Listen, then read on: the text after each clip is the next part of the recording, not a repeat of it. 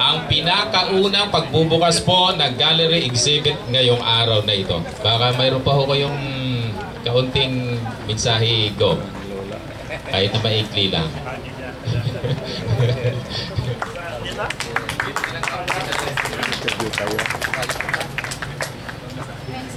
Well, thank you so much, and I'm sorry. Yeah, and to our Vice Governor Ernie Machas, and the rest of the board members in attendance, may due respect to all of you here, Sir, Ma'am, our Honorable Mayor Musali, and Honorable Vice Mayor from Aquino and Lutayan, and all the Sangguniang Bayan attendance, and our Provincial Commander for the PNP, Colonel De La Rosa, and our Tourism Officer, Ms. Cathy, the rest of in attendance. A pleasant good morning, may aga sa indanan, may bag nga aldaw kada Kevin. Assalamualaikum warahmatullahi wabarakatuh. Well, good morning po. Isang bahagi po sa atin na napakaganda po ang exhibit nito at nagkaroon na po na mensahe ang Honorable Vice Governor, but ako po hingin ng pumanhin. I try my very best to be here on the flag ceremony, but due to the delay of the Cebu Pacific flight, so supposed to be arrival at 7 o'clock, dumating kami at 20 na.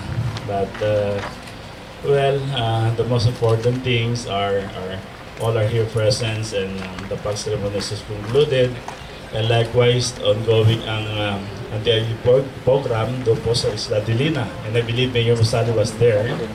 And I was not able also to attend that due to the earlier mentioned.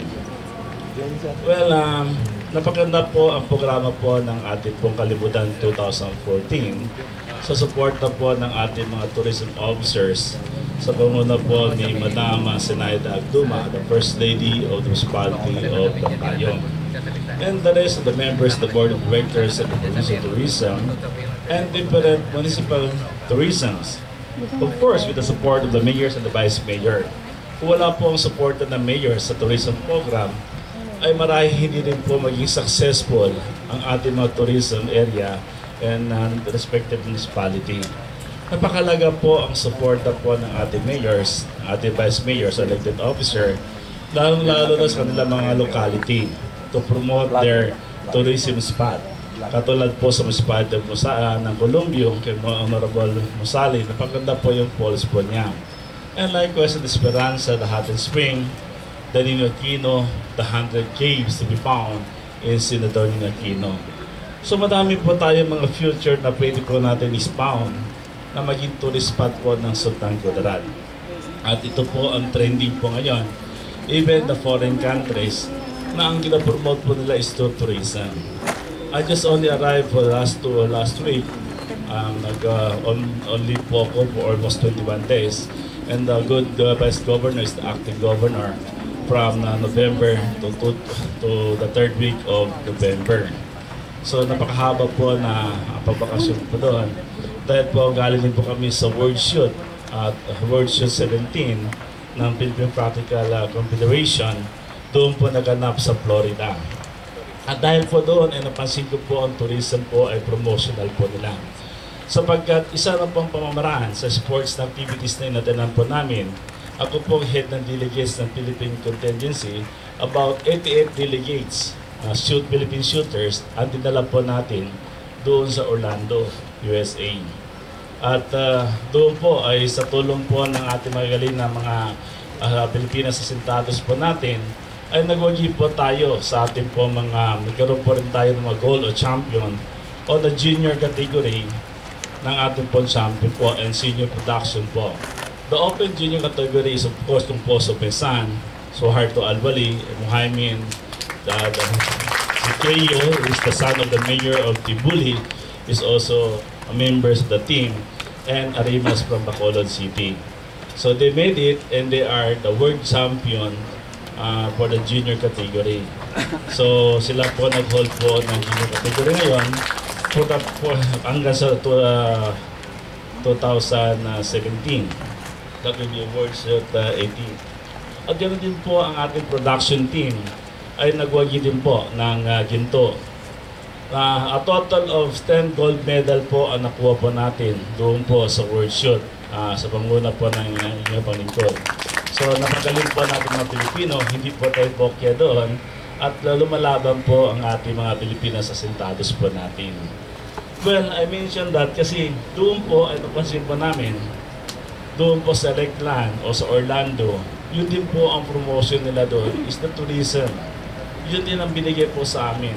Ang nag-handle po ng shooting competition is the tourism department ng Orlando, the state government ng Orlando. So ibig sabihin po, lahat po ng activities ay sakop po ng tourism po natin. Dinala din po kami sa mga tourist area nila. One of that is they have 485 lakes in that Orlando alone. Imagine mo tabi-tabi, para bang imagine ko, parang Ninoy Aquino, hundreds of caves. Doon naman sa kanila sa Orlando is 400 plus legs na magkakatabi. Ang lalaki ng legs. Oh. So, sabi ko, Ninoy Aquino, kung magkaroon po tayo, kung ma-explore po natin yon, sa 100 caves and more than 100 types of bats are found in Ninoy Aquino. So, ibig sabihin, meron din tayong mga ganon na tourist area sa atin. So, pinakita po nilang tourist. So, it means the backbone of the local government, of the backbone of the community now is the tourism. So napakaswerte po ng Ninoy Aquino po natin sapagkat very rare and unique. When I mentioned that Sultan Kudarat also in one municipality alone, we have 100 caves and 100 types of bats. And that is kumbaga hindi common po yun na more than 100 types of bats to be found in one area. So magiging part ng tourism po natin yun. At yan po ay ganoon din po sa Camino Musali. Nandoon po yung river flow niya, River Falls, ay napakaganda rin po and the rest of in the coastal town po natin. So kailangan lang is-push lang po natin. Katulad po ng ginagawa ng Provincial Tourism Council po natin na nagtutulungan po. Ako po ay nagpapasalamat po sa inyo. For the past month daw, halos weekly nandito kayo at nag-meeting. And thank you so much, Honorable Vice Mayor of Ninoy Aquino and the rest of the members of the council na for being active. Hindi lang po para sa Sultan Kudarat yan, kundi para po sa atin lahat. Para po sa inyong bayan, para sa ating komunidad, at para po sa inyong municipality in the province of Sultan Kudarat. Marahil, kung dami nagtataka, sabi po nila, bakit Sultan Kudarat SK Sikat Ka ang slogan po natin? Ang ito'y SK Sikat Ka ay Sultan Kudarat, simbolo ng katahimikan at kaunlaran. Ang ibig po sabihin ng SK Sikat Ka. Kung titignan din po natin dahil po sa ating pong motivation sa other mga factors po natin, dito po sa probinsya ng Sultan Kudarat ay maging unique din po tayo sapagkat ang ating Coffee Arabica ay number 1 producer po tayo in the entire Philippines. So it also came from Ninoy Aquino and Municipality of Esperanza. Yan po ang coffee producer po natin is the 2 municipality. Naging kwan din po tayo. Naging matatag din po ang ating Mascobado sa napoproduce din po nila na halos consistent po the silver months ay napoproduce po na Mascobado po sa bayan po ng President Quirino, Lambayong, ay nagkakaroon po sila na mahigit na 600 tons every month na po-produce po Mascobado. At dahil po doon ay naging napagkaroon po tayo sa probinsya ng Sultan Kudarat na tayo po ay producer ng Mascobado. Madami na rin po mga Mascobado sa other areas like Bagumbayan. Meron din tayong mga facilities doon na galing po sa DA na pinatayo upang maging bahagi at ma-expound po natin to the Ninoy Aquino as part as to Bagumbayan to Ninoy Aquino. So, ganoon po ang ating pong natagurian po tayo sa SK Sikat Ka sapagkat yan ay simbolo ng katahimikan at kaunlaran ay napakahalaga po sa atin.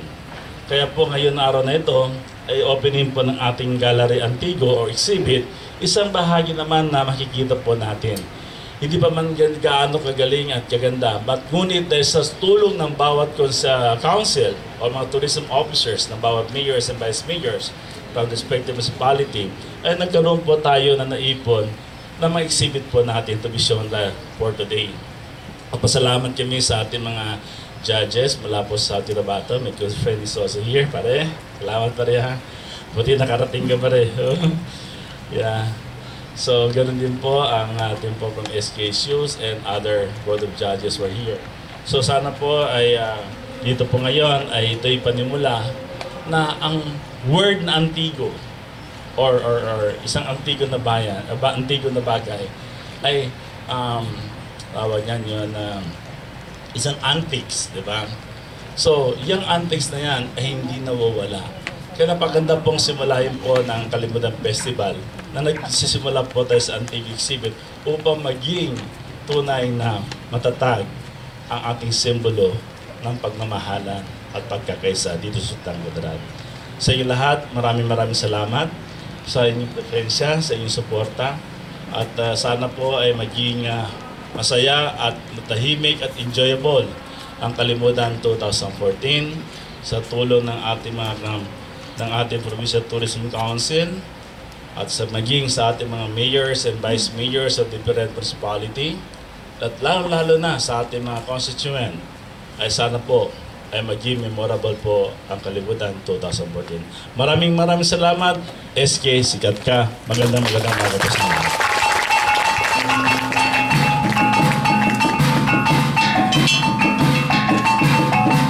Maraming salamat po, Honorable Provincial Governor Dato Suharto Tang Mangoda Dato Alhaj. Welcome home from the United States of America. Turismong pinagalingan